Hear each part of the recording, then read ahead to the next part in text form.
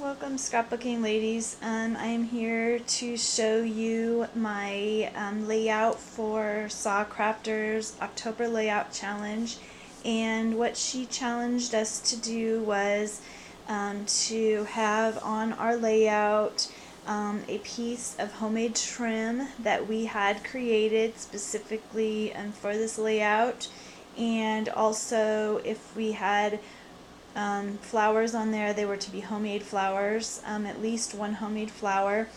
And I have been loving to make fabric flowers recently, and this is my completed layout.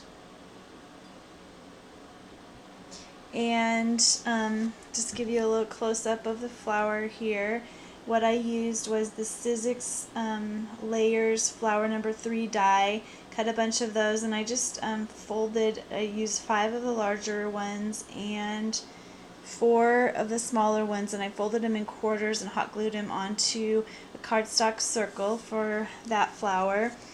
And this flower is using that same die, except I used I folded them in quarters. I think on the one on the top I just folded them in half, so the flower is a little more flat. But on this one there's a little bit more dimension, and there's only 3 of the smaller ones in the center, and it's just a black and white polka dot fabric.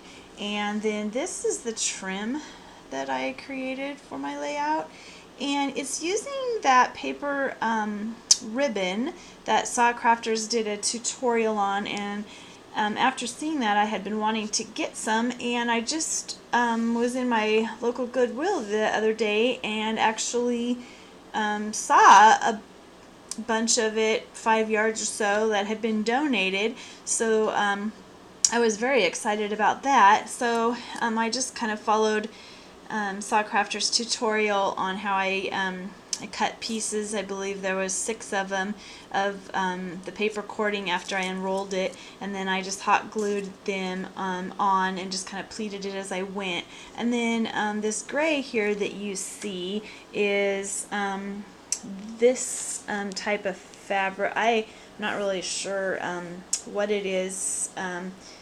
If it's a ribbon, to me it kind of looks like a seam binding, and kind of an antique seam binding in a gray color, and you can see it's pretty wide.